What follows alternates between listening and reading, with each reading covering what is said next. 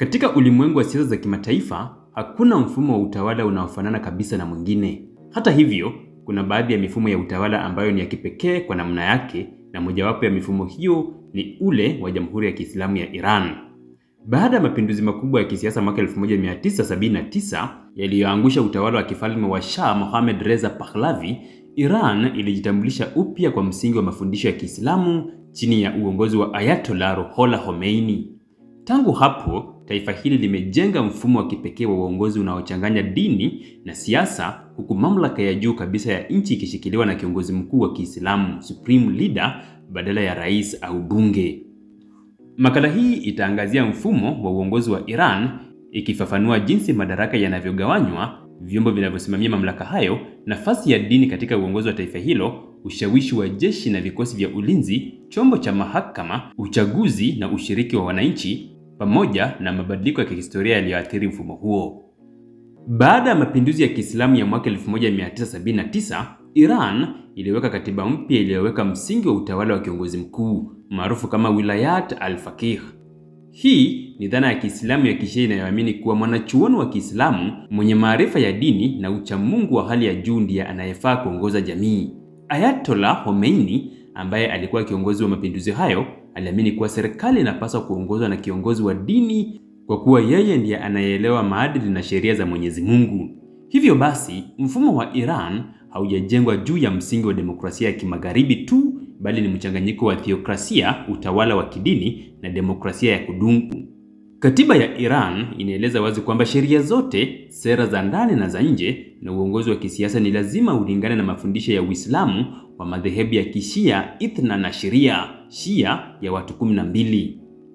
Sehemu ya kwanza kuu muhimu katika uongozi wa Iran ni kiongozi mkuu wa Jamhuri ya Kiislamu, Supreme Leader.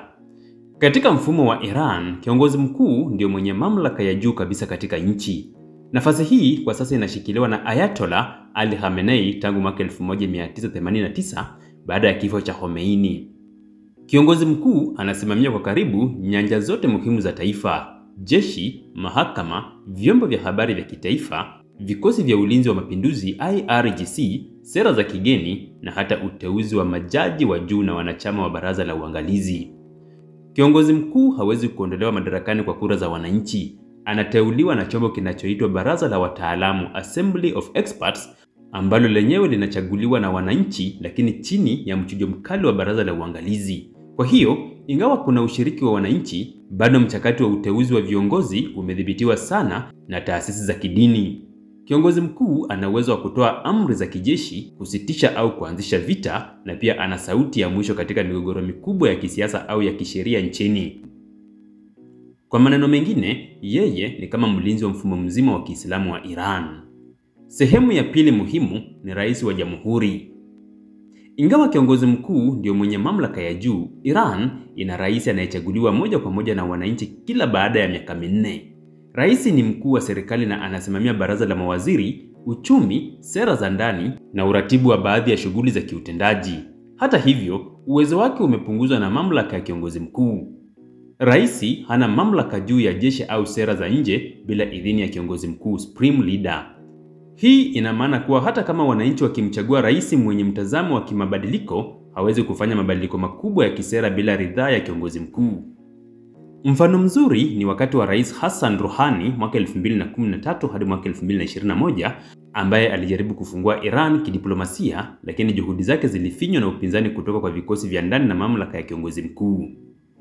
Sehemu ya tatu muhimu ni bunge la Islamu, Majlis. Iran ina bunge linalojulikana kama Majlis lenye wajumbe 290 wanaochaguliwa na kura ya wananchi kila baada ya miaka 4. Bunge lina jukumu la kutunga sheria, kuidhinisha bajeti ya serikali, kupitisha mikataba ya kimataifa na kuhoji au kumtimua mawaziri wa serikali. Hata hivyo, sheria zote zinazopitishwa bungeni lazima zipitishwe kwanza na baraza la uangalizi ili kudhibitisha kuwa haziendi kinyume na Uislamu. Majlis linaonekana kama sehemu ya taasisi inayotoa muonekano wa kidemokrasia, lakini uhalisia unaonyesha kuwa mamlaka yake yamewekwa mipaka. Wagombea wengi wanaojiandikisha kuwania ubunge huchujwa vikali na baraza la uangalizi, likiwanyima nafasi wagombea wa upinzani au wale wenye misimamo ya kileberali. Sehemu ya 4 muhimu ni baraza la uangalizi, Guardian Council.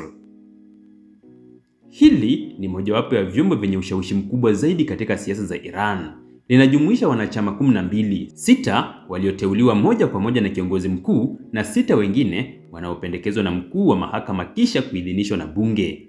Baraza hili lina jukumu la kupitisha sheria zote kutoka bungeni na kuhakikisha kuwa zinaambatana na Uislamu. Zaidi ya hilo, ndilo huchuja wagombea wa nafasi zote za kisiasa kama urais, ubunge na hata baraza la wataalamu.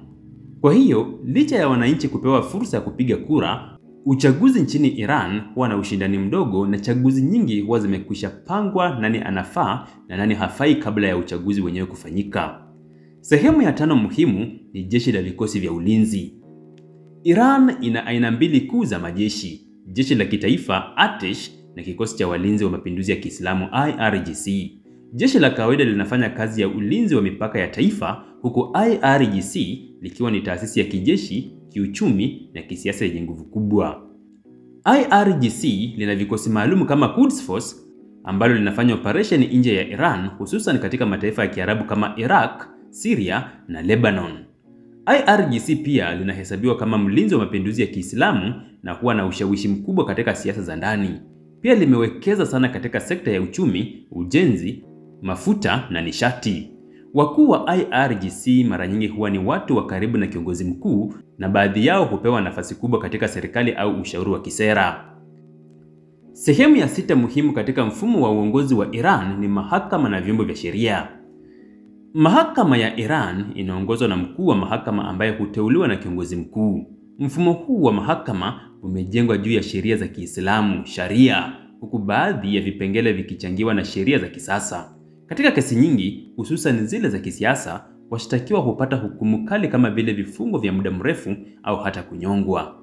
Iran inatuhumiwa mara kwa mara na mashirika ya kimataifa kwa ukiukaji wa haki za binadamu, hasa katika masuala ya uhuru wa kujieleza, haki za wanawake na ukandamizaji wa waandamanaji. Hii ni kwa sababu vyombo vya sheria vimewekwa zaidi kwa lengo la kulinda mfumo wa Kiislamu kuliko kuwahudumia wananchi kwa haki ya kidemokrasia. Na sehemu ya 7 ni uchaguzi na demokrasia ya ndani. Chaguzi hufanyika mara kwa mara nchini Iran, lakini mfumo wa uchujaji wa wagombea unadhibiti sana matokeo ya uchaguzi. Kwa mfano, katika uchaguzi wa urais wa mwaka 2021, wagombea wengi wa kisasa au wenye mitazamo tofauti walipigwa marufuku kushiriki. Hii hupelekea wananchi wengi kupoteza imani na mchakato wa uchaguzi na viwango vya ushiriki kushuka. Demokrasia ya Iran ni ya kipekee. Inaonekana kuwa ya wananchi kwa muonekano, lakini kwa ndani imedhibitiwa na taasisi za kidini na vyombo vya usalama.